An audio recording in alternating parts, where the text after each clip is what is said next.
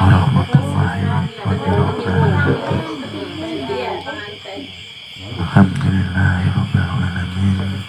Wassalatu wassalamu ala asyrofil anbiya'i wal mursalin sayyidina Muhammadin wa ala alihi wa ashabihi ajma'in, amma ba'd. Alhamdulillah, terima kasih kami sampaikan kepada Bapak Ibu, adik-adik yang dirahmati dan dimuliakannya Allah Subhanahu wa Ta'ala, dimanapun berada, di Samarinda, di Muang, dan di daerah-daerah yang mengikuti lewat streaming. Mudah-mudahan semuanya mendapatkan keberkahan ilmu. Selawat dan salam selalu kita aturkan kepada junjungan Nabi besar kita,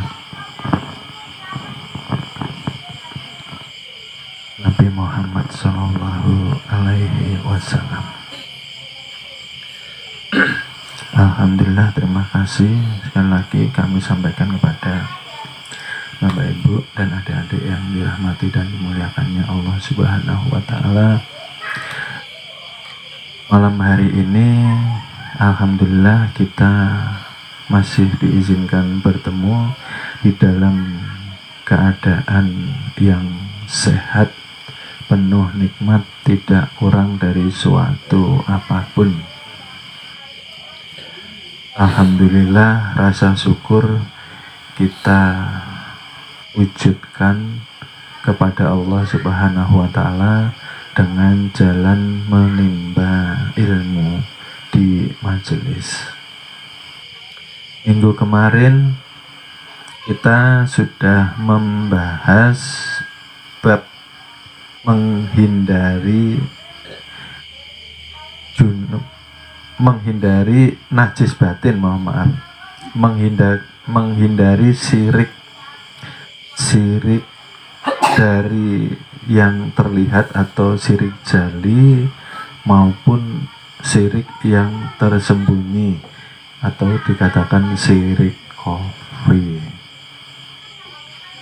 Dan mudah-mudahan setelah kita kaji, kita mampu menghindarinya di setiap kehidupan kita sehari-hari.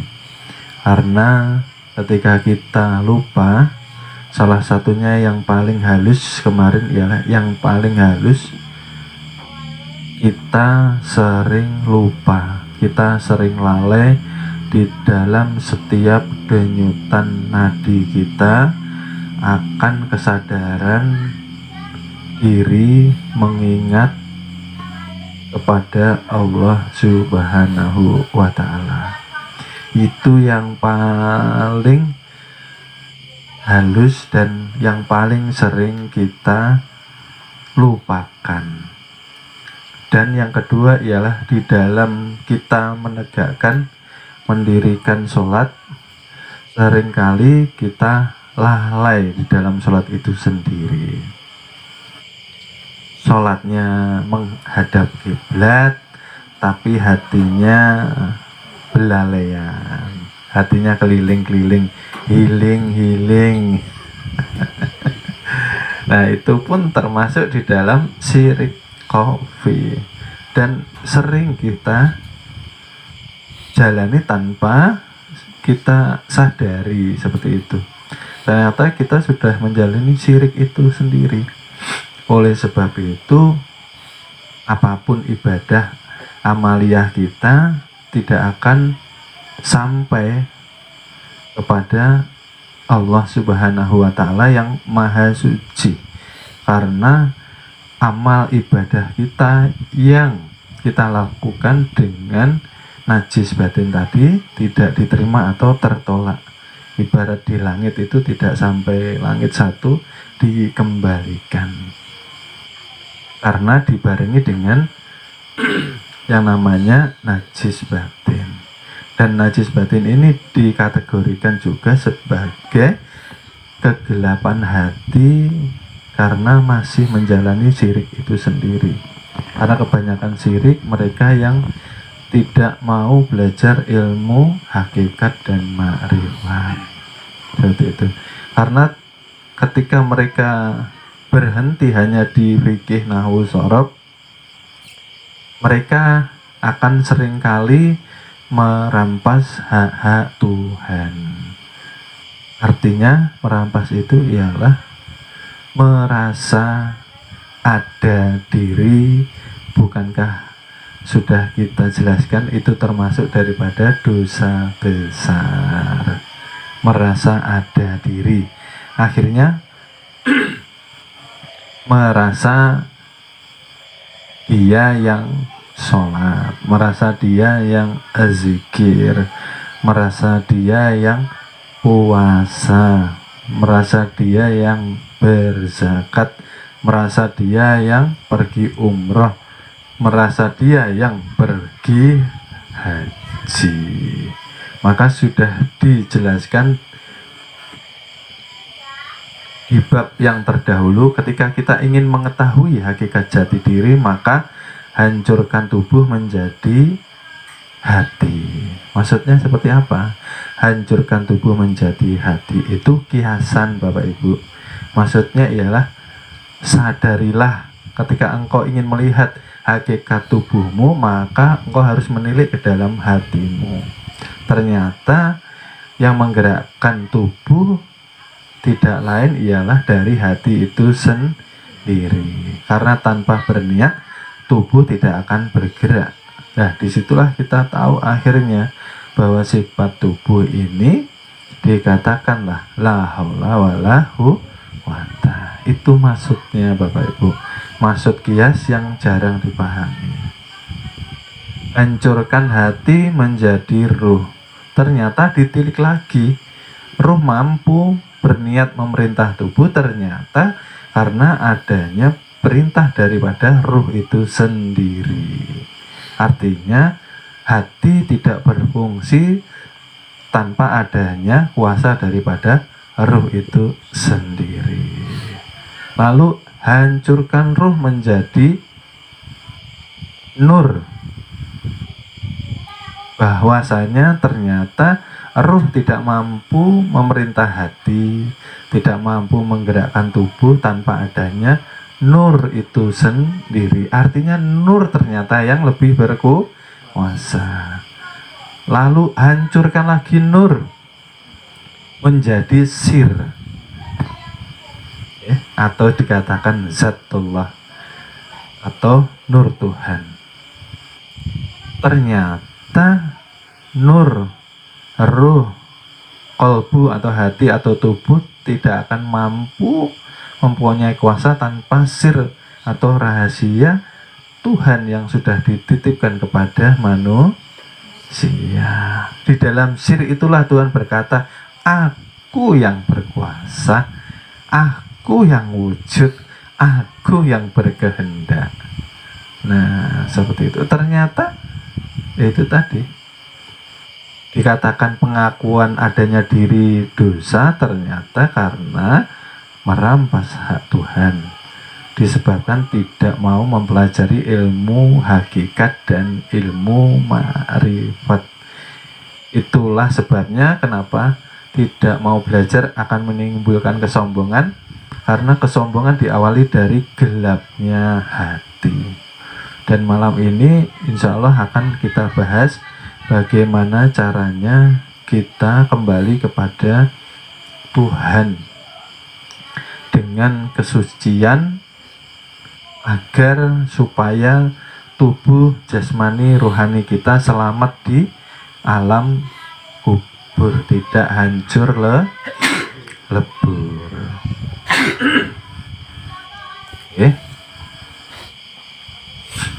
Jadi yang menjadi lalainya manusia ialah lalainya daripada perintah Allah Subhanahu wa Ta'ala untuk terus bersyukur di dalam kehidupannya sehari-hari.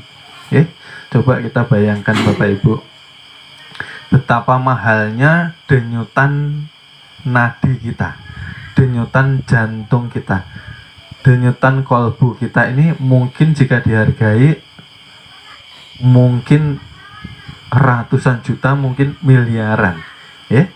Karena kita tidak mampu menggerakkan atau mendenyutkan nadi atau hati itu tadi. Karena denyutan itu yang menyebabkan datangnya kehidupan.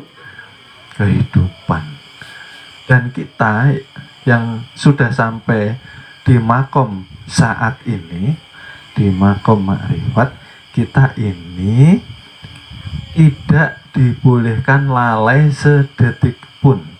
Nah, bagaimana caranya? Tidak boleh lalai sedetik pun.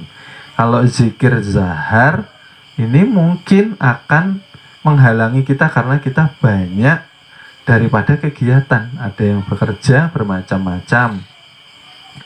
Yang petani kerja di pertanian, yang di perkebunan kerja di perkebunan, yang di kantoran kerja di kantoran, dan seterusnya.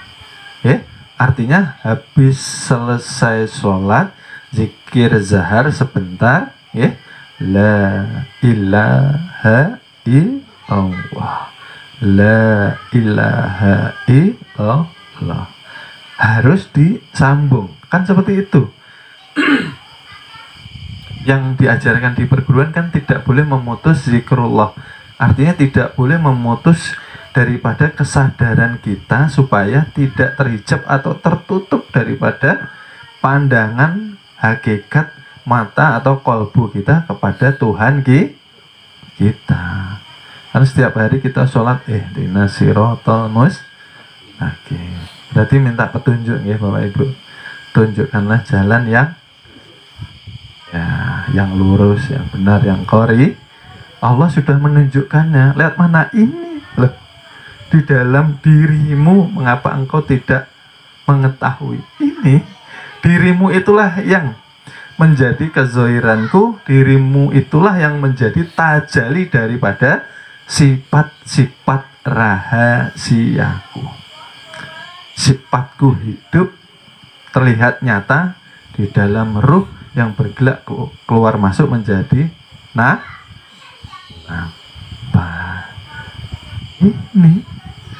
Kita minta petunjuk, diberi petunjuk, tapi tidak banyak yang tahu. Seperti itu. Jadi bagaimana untuk melanjutkan zikir tadi, mengikuti aktivitas kita, kan tidak boleh terlepas Bapak Ibu. Lah, ini amanah untuk kita semua, termasuk ya saya. Bahwa di majelis ini ada amalannya, tidak sekedar mengaji selesai. Ilmu ditaruh, tidak ada amalannya. Ada amalannya. Zikir itu tadi yang tidak boleh dilepas. Masih ingat kan? Kalau kita tidak berzikir, maka ditambah penyakit di dalam kolbu. Kalau tidak berzikir, resiko hati kita akan keruh, hati kita akan penuh dengan penyakit.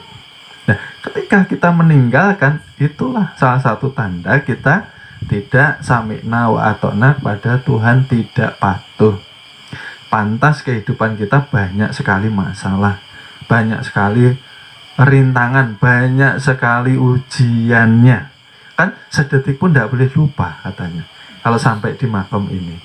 Nah, pelajaran yang sudah berlalu kan dikatakan ketika zikir syariat, zikir zahar selesai, maka berlanjut ke zikir la ilaha illallah, masuk ke kolbu. Caranya Bu, masih ingat Bapak? Wajah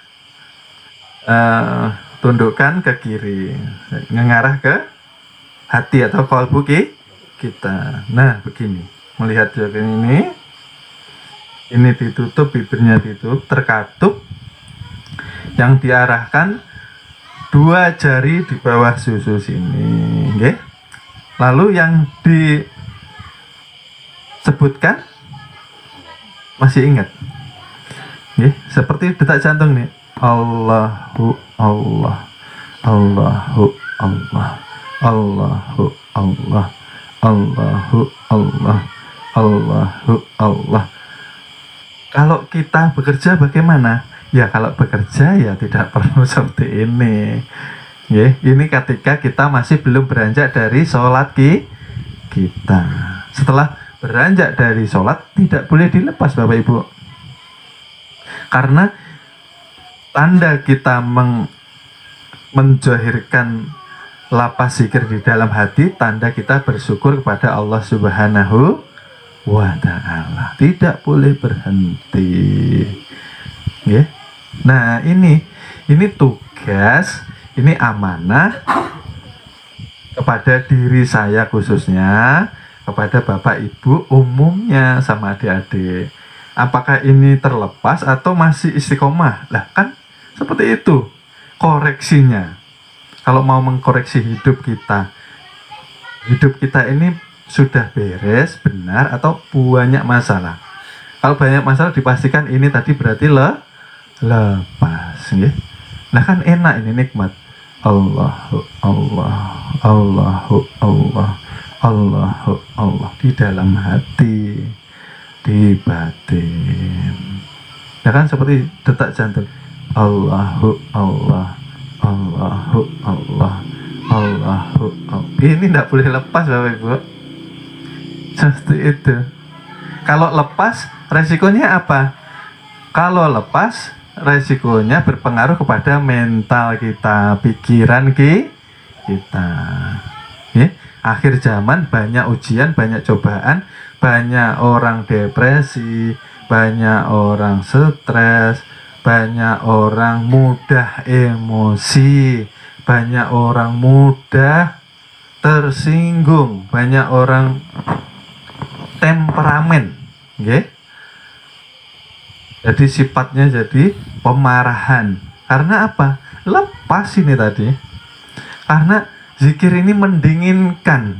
Ini radiatornya. Nah, ini untuk evaluasi koreksi kita. Selama ini kita di majelis apa hanya mengaji pulang lalu nggak mengamalkan. Zikir itu kan amalannya. Nah, bukan tidak ada tugas, ada tugas, gitulah. Ya, Allahu Allah, Allahu Allah. Artinya apa? Allahu Allah. Aku ini, aku yang nyata, aku yang wujud, aku yang berkuasa. Kan kemarin sudah dikatakan, ya. Inti zikir seperti apa sih? Inti zikir bukan mencari jumlah terbanyaknya, tetapi yang dicari menggapai kesadaran jiwa yang tadinya terlena, lalai, lupa, atau mungkin tertidur, lupa jati dirinya. Nah kan seperti itu. Oleh sebab itu yang dilafalkan selalu kalimat tauhid. Sama seperti itu tadi. La ilaha. Menafikan, mengisbatkan.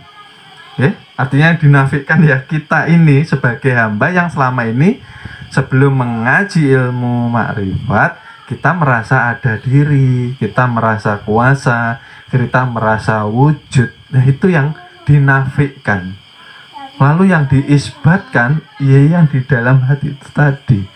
Ternyata segalanya tidak lain, tidak bukan, ialah yang ada hanya Allah Subhanahu. Nah, hati tenang, hati tentram, hati damai, hati selalu gembira. Nah, koreksi ya Bapak Ibu, dikoreksi.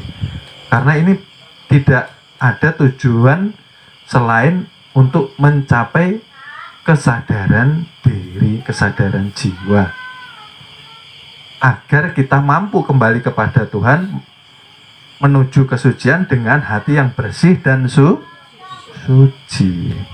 Nanti pada akhirnya kita harus menghilangkan sifat-sifat manusia dengan zikir itu tadi Bapak Ibu. Okay?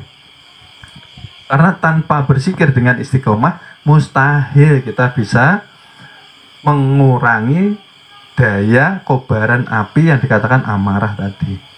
Senggol sedikit marah, tidak cocok sama tetangganya, nah, musuhan, nah salah paham sama saudaranya, nah blokiran, nah tidak cocok dengan gagasannya, nah tidak mau bertemu, nah akhirnya pakai ilmu selisih, nah berselisihan tarus.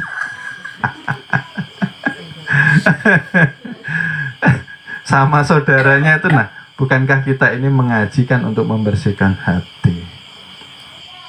Apapun tujuan kita mengkaji ilmu agama, pada puncaknya kita mencontoh, meneladani sifat Rasulullah, sidik, amanah, tabligh, kan seperti itu tuh Bapak Ibu. Rasul diturunkan kan untuk merubah akhlak jahiliyah bangsa Arab. Nah, untuk mampu merubah sifat jahiliyah yang ada di dalam diri tadi, tidak lain tidak bukan jalannya zikrullah. Dengan zikir, dengan kesadaran, dengan keikhlasan, hu Allah, Allahu, boleh seperti itu, terbalik boleh, ya. Yang diharapkan apa? Ya seperti yang sudah saya jelaskan, jangan sampai kita menjolimi diri sendiri lagi, gitu loh. Setiap hari kita kan menjolimi diri kita lalai, itu artinya kita menjolimi diri kita sendiri. Kalau lalai ada hukumannya, seperti itu. Bukankah kalau lalai dikatakan kufur nikmat? Berarti kita menjahili diri sendiri. Berarti kita ya seperti ulat, ya. Seperti ulat. Ulat itu kan mengganggu orang. Tapi ini mengganggu diri sendiri. Diri ini kan mau selamat, ya. Nanti pulang supaya bisa diliputi oleh nur. Ketika diliputi nur, supaya mampu pula kembali kepada nur. Nah, disitulah mampu zahir batin fana. Setelah fana otomatis bakok. Ketika bakok, lah disitulah selamat dunia wal akhir. Nah, kalau tubuh ini tidak dicegah dari maksiat, contohnya yang paling halus, yang sering kita lakukan tapi kita terkadang lupa, yaitu tadi tidak ingat kepada Tuhan. Artinya hatinya mendua. Bagaimana mau menuju Tuhan? Wusul itu tidak bisa, seperti itu loh. Karena disebabkan kita sendiri yang lalai. Tugas kita di majelis setelah ngaji harus dipraktekkan. Allahu Allah. Loh, ini enak, rasanya nikmat Bapak Ibu, tidak boleh dilepas. Kalau mau melepas zikir qalbu, harus tersambung kepada sholatul dah. Nah, terkadang-kadang tersambung sebentar, akhirnya lupa. Kalau belum mampu pindah ke makam sholatul daim, harus memegang zikir hati, zikir qalbu. Kita harus asik Bapak Ibu. Kalau kita tidak ada keasikan ke sini, akhirnya kita mencari keasikan, kesenangan di luar daripada diri kita sendiri. Itu yang dikatakan lalai, kita menjolimi diri kita sendiri. Loh, betulkah? Benar Bapak Ibu. Nah, kita dihukumi kufur nikmat itu bahaya sudah. Ya, ketika kita berpulang, keadaan kita kufur nikmat, su'ul kahusnul. Nah, su'ul karena lupa, lalai. Di dalam hatinya masih terdapat banyak sekali gambaran-gambaran dunia. Seperti itu loh Bapak Ibu. Kita tidak dilarang sebetulnya mencari kesenangan, tapi ya sewajarnya. Bukankah kesenangan, ketenangan, kedamaian itu asalnya dari Tuhan itu sendiri sebetulnya. Kalau yang dari luar daripada diri itu sementara. Orang pengen ke pantai, ya ndak lama nyatanya ya pengen pulang lagi umpamanya. Nggih, orang wisata ke keluar daerah senang, tapi nyatanya pulang lagi. Itu mengkiaskan sebetulnya apa sih? Ketenangan, kedamaian, kebahagiaan sebetulnya berasal dari dalam diri kita sendiri. Harus asik seperti itu. Kalau tidak asik, kita tidak mampu menguasai pergolakan nafsu empat kita. Nggih, keserakahan tidak mampu kita tangkis, tidak mampu kita kendalikan. Umpama serakah, namanya alwamah, Bapak Ibu. Alwamah itu pintu masuknya di mulut, nggih. Cahayanya gelap hitam, nggih. Oleh sebab itu orang yang jarang zikir, ketika dia diuji pasti dia banyak malam berdoa. Kalau tidak ada masalah, jarang berdoa. Nah, ketika dihimpit masalah, disempitkan rezekinya, rajin tahajud. Ya Allah. Ya. Ya, tapi kenapa doanya tidak terkabul? Ya, karena lisannya, kalamnya tidak mengeluarkan kun fayakun, tidak bercahaya, tidak mengeluarkan nur. Sebabkan apa Bapak Ibu? Masih dikuasai alwa gelap Bapak Ibu. Belum ikhlas, belum mampu menyandarkan diri kepada Tuhan. Nah, belajar di titik makom ilmu makrifat, kita harus ikhlas, harus ridho. Orang yang betul-betul sampai pada titik ini, dia tidak mau berdoa, meminta doa tolak bala. Orang kalau berdoa tolak bala berarti tidak mau diuji dengan bala dari Allah Subhanahu, berarti tidak ikhlas, belum ridho, berarti belum sampai di titik ini, belum paham siapa yang memberikan. Bahwa dikatakanlah ketika seseorang akan dinaikkan derajatnya di sisi Allah Subhanahu wa Ta'ala, haruslah diuji dengan musibah, dengan bala, dengan bencana. Bagaimana sikap kesadaran kita terhadap Tuhan. Nah kan seperti itu. Masih bertakwa atau berubah. Nah, di sini, ya. Ya, kalau kita tahu di masyarakat ada seperti itu, ya kita diam, menghormati, tidak boleh mencela, tidak boleh meremehkan, ya. Cukup diam. Yang penting kita paham, kita menghargai, karena sesuai dengan pemahaman dan keilmuan mereka, ya. Tidak boleh kita merasa hebat juga, tidak bu, cukup diam. Nah seperti itu loh Bapak Ibu. Jadi inilah koreksi untuk kita malam ini. Apakah sudah menjalani zikir ini dengan baik dan benar, atau hanya selepas sholat saja? Selepas itu lalai, lupa. Itu tidak boleh. Itu yang menyebabkan hubungan kita dengan Tuhan rusak Bapak Ibu. Kan dikatakan bagaimana kehidupan kita ini sesuai dengan hubungan kita dengan Tuhan, Ki. Kalau hubungan kita dengan Tuhan terkoneksi terus baik, maka akan diperbaiki.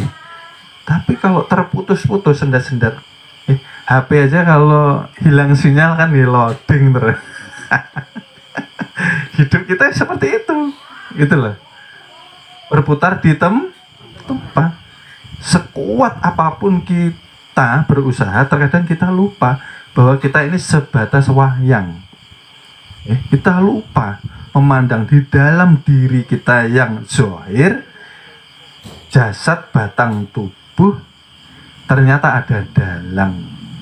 Siapa dalang itu? Rohani kita. Siapa roh itu? Nur Muhammad. Siapa Nur Muhammad? Nurnya Allah. Dikatakanlah zatullah. Nah itulah yang dikatakan yang maha kosong, suwung kalau orang Jawa. Itulah yang maha suci. Kesucian itu bersama dengan Tuhannya. Tapi Tuhan bukan zat, Tuhan bukan sifat, Tuhan bukan asma, Tuhan bukan tapi zat, sifat, asma, kita tarik lagi, merupakan tajali daripada Tuhan itu sendiri. Maka dengan mengenal yang dikatakan Allah, engkau sudah sama dengan mengenalku, kata Tuhan. Jadi kuncinya di mana Bapak Ibu? Menjaga zikir. Kebanyakan masalah yang ada di dalam pikiran, otak kita, hati kita karena zikir terputus-putus, Bapak Ibu. Betul kan Bapak Ibu? Allah, Allah, Allah, Allah, Allah. Kalau sudah asik nggak mau, megang HP nggak mau, nonton TV males, apa-apa males, asik sudah, asik dengan Tuhannya, asik, nggak ada yang menggantikan. Akhirnya timbul namanya cinta. Nah, kalau asik jatuhnya kemana Bapak Ibu? Fana. Nah, kalau sudah fana terkadang lupa diri. Yang ada hanya Allah, Allah, Allah, Allah. Oleh sebab itu Kanjeng Syekh Siti Jenar pernah ditanya, dia juga jadab atau lupa diri. Syekh Siti Jenar tidak ada. Yang ada hanya Allah Subhanahu wa Ta'ala. Bukan Syekh Siti Jenar ngaku menjadi Tuhan, bukan. Hilang kesadaran dirinya, saking asiknya, gitu loh. Yang disadari hanya keberadaan Tuhan itu sendiri yang wujud, yang nyata di dalam kewujudan manusia itu sendiri. Itu loh maksudnya. Bukan Siti Jenar mengaku Tuhan, bukan. Karena semenjak dilahirkan saya Siti Jenar tidak yang ada ya Allah, Allah, Allahu, Allah, Allahu, Allah. Oleh sebab itu malam ini ya mari kita bangun. Ya kan sudah ditanam. Zikir ini kan sudah ditanam Bapak Ibu. Sudah ditalkinkan. Allahu Allah, Allahu Allah, Allahu Allah, Allahu Allah. Teruskan, itu loh maksudnya. Nah, kalau belum mampu lepas dari sini, kok lompat ke sholatul daim, lah alamat lalai ini. Akhirnya lupa. Seperti seakan-akan tidak ada kewajiban untuk zikir seperti itu. Karena setiap apapun yang kita gerakan, kita selalu bersama Tuhan. Terkadang itu yang kita lupakan juga di dalam belajar, ya. Bahwa yang dulu pernah saya ceritakan, ada seorang guru yang menyuruh muridnya untuk menguji si murid ini tadi, untuk menyembunyikan pulpen gurunya ini. Nah, kepada ketiga murid-murid, wahai murid-muridku, tolong sembunyikan ballpoint ini sampai tidak ada yang lalu diberikan satu-satu kepada tiga murid. Yang dua sibuk mencari persembunyi. Nah, yang satu bengong mengingat kata-kata gurunya sampai tidak ada yang loh, lah ini kan Allah akhirnya yang satu yang lolos. Wahai guruku, aku tidak bisa menyembunyikan. Bagaimana aku mampu menyembunyikan sedang Allah selalu melihat melalui pandangan mataku. Basornya Tuhan itu, Bapak Ibu. Lah kita terkadang lupa di situ. Lah bagaimana kita menuju kepada Tuhan yang Maha Suci sedang sifat-sifat manusia kita masih kita pertahankan karena kita sering lalai di dalam zikir kita. Zikir itu untuk menggerus sifat keakuan Bapak Ibu. Itu akunya itu harus digerus. Dengan zikir. Belajar ilmu Tuhan masih musuh-musuhan. Nah, sedikit salah paham masih, ya itulah. Itu ya untuk kita semua, kita belajar, ya. Nah, kita kan mau menuju kesucian. Kita mencontoh kiasnya si ulat ini tadi yang sudah sadar, akhirnya tafakur, tidak mau melakukan kejahatan lagi. Lalu apa Bapak Ibu? Menekuni zikir, membungkus dirinya bergantung kepada satu tali saja toh itu. Masih ingat ya? Ulat menjadi kupu-kupu. Masuk akal enggak Bapak Ibu? Seharusnya tidak. Bagaimana ceritanya ulat bisa menjadi kupu-kupu kalau tidak melalui kuasa Tuhan? Nah, di situ kita juga zikir itu untuk terbang menuju kepada Tuhan. Jalannya lewat mana? Kolbu kita. Bagaimana kita melesat? Ke Sidratul Muntaha, sedang sini macet. Allahu Nanti filmnya apa ya? Umpamanya nanti acara olahraga apa ya? Umpamanya nanti sinetronnya apa? Umpamanya.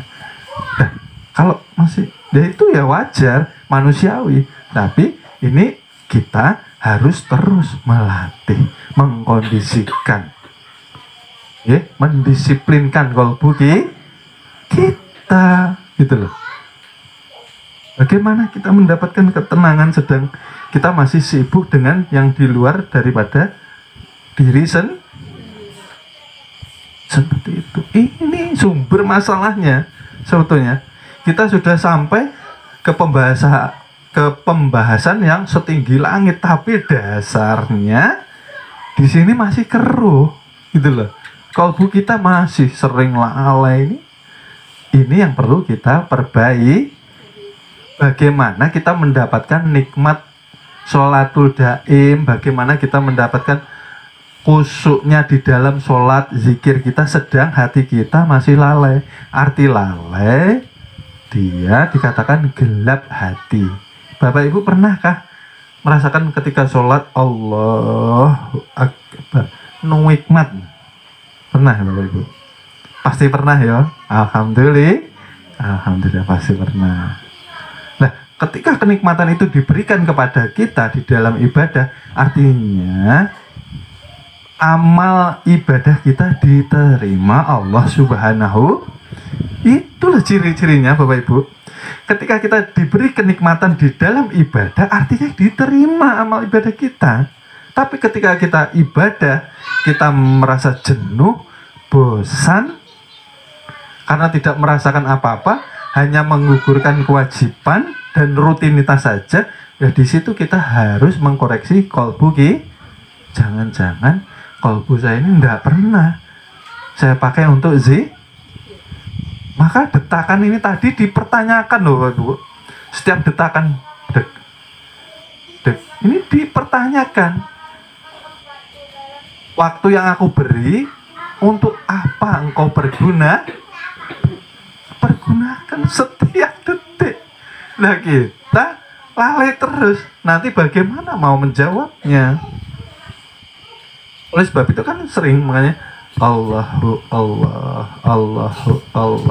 Allah itu terus gitu loh. Nah seperti itu. Nah, bagaimana kita mau meningkatkan kualitas ibadah ketakwaan kita sedang kita menjalankan amal ibadah ini masih tertahan di langit pertama. 7 sap langit itu di mana toh Bapak Ibu? Itu kan kiasan di dalam kolbu kita seperti itu, Oleh sebab itu ketika ada jamaah yang mengatakan selama saya belajar kok tidak pernah merasakan nikmatnya sholatul daim, tidak pernah merasakan nikmatnya sholat 5 waktu. Tanya kepada hati masing-masing. Selama ini zikirnya bagaimana? Jangan kalah kita sama orang toreko loh. Orang toreko itu pegangannya 2. Tidak boleh dilepas. Ini lebih berharga daripada harta Nah, masih ingat Bapak Ibu pegangan orang toreko? Tasbih dan minyak Nah, itu untuk kias. Jadilah engkau sewangi minyak wangi itu Bagaimana caranya? Bakar nafsumu itu. Kayak kayu gaharu itu kalau tidak dibakar, tidak keluar nah, la ilaha illallah, la ilaha illallah. Nah, keluar. Nah, kita tidak perlu pakai tas. Nah, menghindari pakai kalau di rumah saja, gitu loh. Tapi kita ya jangan ya, berarti ada yang lalai mungkin ya selama ini Bapak Ibu. Karena belajar ilmu ketuhanan, insya Allah hidupnya akan tertata, rezekinya akan lancar, menjadi berkah. Seperti itu. Kalau ada selama ini rezekinya masih dalam tahapan perbaikan, berarti zikirnya juga harus diperbaiki. Nah, berarti banyak lalai, banyak lupa. Kalau tidak bersyukur namanya kubur nikmat. Berarti di dalam kalbu masih banyak bayangan-bayangan dunia. Nah, itu yang pertama. Kita harus menghilangkan sifat-sifat manusia. Nah, karena mustahil kita menjadikan sifat ketuhanan tanpa kebersihan kalbu atau hati kita, ya, seperti itu. Harus menyerahkan diri sepenuhnya kepada Allah Subhanahu wa Ta'ala. Dikatakanlah inna lillahi wa inna ilaihi. Nah, artinya apa? Artinya bahwa setiap amal ibadah harus kita landasi dengan keikhlasan. Arti ikhlas masih ingat Bapak Ibu? Tidak merasa berbuat. Ketika sholat berarti kita dikehendaki kebaikan kita. Kita diberi kesempatan untuk melakukan amal ibadah. Oleh sebab itu ketika kita rajin sholat, kita tidak boleh menghina orang yang belum sholat, yang malas sholat, tidak boleh ya. Nah, kita harus memberi contoh, kita harus memberi nasihat ketika hanya berdua saja. Itu pun tidak boleh menyinggung perasaan, ya. Itu yang pertama, kita harus mampu menghilangkan sifat manusia yang ada di dalam diri kita. Karena mustahil para wali saja mereka menutup mata mereka pakai kacamata. Ada yang merokok menghijab kasapnya mata karena menerima tamu yang tidak berupa manusia. Dan ini banyak kejadian Bapak Ibu. Memang zahirnya manusia, tapi dalam pandangan kasab mereka, para kekasih aulia anbiya, mereka bukan manusia. Karena setiap harinya mereka cenderung kepada di salah satu 4 nafsu yang ada di dalam dirinya. Entah itu aluamah, ya. Jadi bertamu ini dia tidak sadar bahwa wujudnya itu seperti kambing, seperti kuda, seperti kerbau, ya. Nah, wali kan bingung kalau tidak cepat menutup, biar kasapnya hilang, tertutup sementara. Karena mengikuti, meneladani sifat ketuhanan. Tuhan saja menutupi aib manusia. Nah, wali harus seperti itu. Oleh sebab itu kita juga sama, kan ada ajarannya. Tidak boleh membuka aib saudaranya, karena Tuhan saja menutupi. Seperti itu.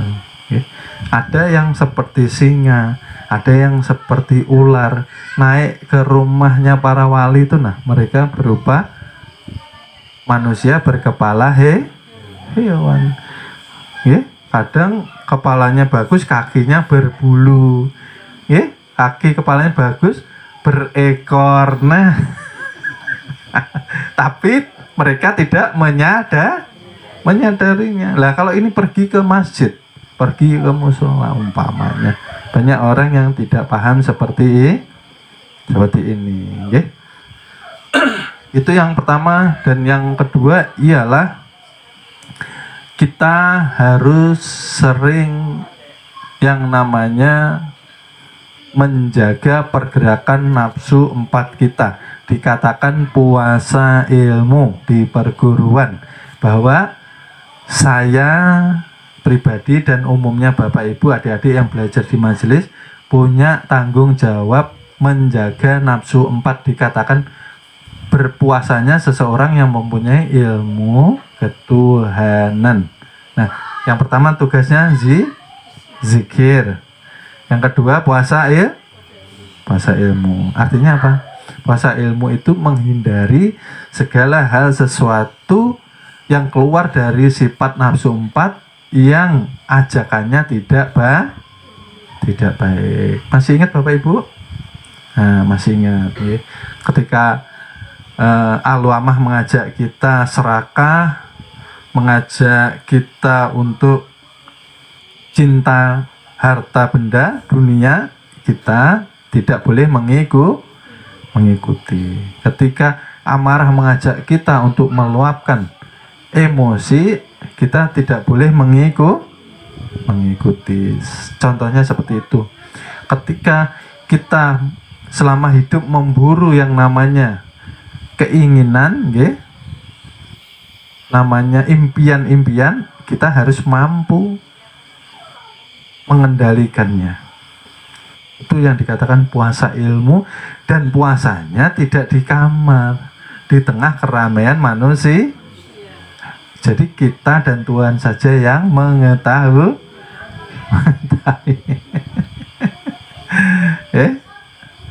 Dan yang terakhir, sifat mutmainah, yang sudah tenang, tapi terkadang-kadang dia tersusupi sifat sombong, ingin menandingi Tuhan. Ketika para jamaah ini sudah mendapatkan karomah, umpama Bapak Ibu, biasanya murid-murid ini nanti pasti mendapat karomah terkadang tanpa disadari.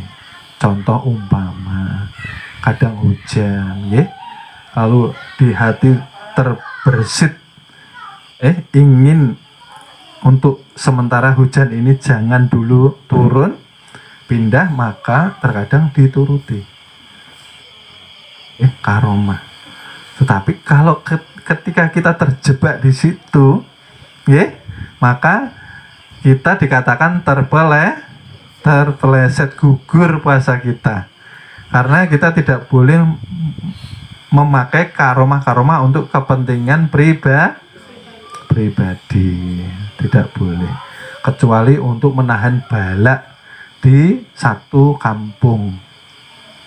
Itu tugas kita. Nah, contohnya seperti itu. Dan ucapan-ucapan kita ketika menjadi kalamullah, tidak boleh kita mengucap yang berbahaya. Seperti kejadian maling kundang, itu merupakan kisah gagalnya seorang ibu mendidik anak, gagalnya kesabaran. Harusnya pelajaran itu menjadi pelajaran berharga untuk yang punya anak yang sabar. Anak itu wali. Senakal-nakalnya mereka tanggung jawab kita. Mereka bukan nakal Bapak Ibu sebetulnya. Yaitu ujian, kita dititipkan dari Allah Subhanahu wa Ta'ala untuk menguji keimanan kita. Masihkah bertawakal? Masihkah beriman? Masihkah kita ini menyayangi mereka? Kalau tidak tahan pasti melaknat, menyumpahi. Jadi namanya orang tua. Tapi akhirnya penyesalan. Dua-duanya menyesal. Seperti itu. Jadi puasa ilmu. Jadi murid-murid ada tanggung jawab di sini. Mempuasakan ilmunya supaya ilmunya tetap bersih, tetap suci, tetap mampu dijalankan. Dan yang ketiga ialah kita harus menempuh jalan pana dan bako. Ya. Pana dan bako itu seperti apa? Kita harus menyerahkan diri kita sepenuhnya kepada Tuhan. Maksudnya seperti apa? Nah, kita contoh kecil, tidak boleh khawatir, tidak boleh was-was, tidak boleh gundah dengan apa yang belum kita jalani ke depan. Nah, saat ini orang ini sakit pikirannya karena memikirkan masa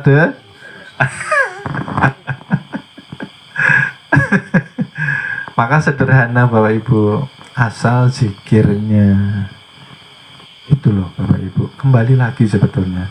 Karena ilmu ini mampu diterima, mampu meresap kepada hati yang bersih dan Tuhan yang memahamkan, Tuhan yang mengizinkan, Tuhan yang memberkahi dan meridhoi ilmu ini tadi. Ya, tanpa hati yang bersih dan suci, mustahil kita wusul kepada Allah. Karena Rasul pun tidak mampu kita dekati dengan kekotoran hati. Nah, oleh sebab itu ketika Isra Mi'raj yang dikatakan seperti kuda, masih ingat ya yang dinaiki Nabi Muhammad waktu kecil apa? Burak. Itu kan kiasan Bapak Ibu. Sebetulnya apa? Nur.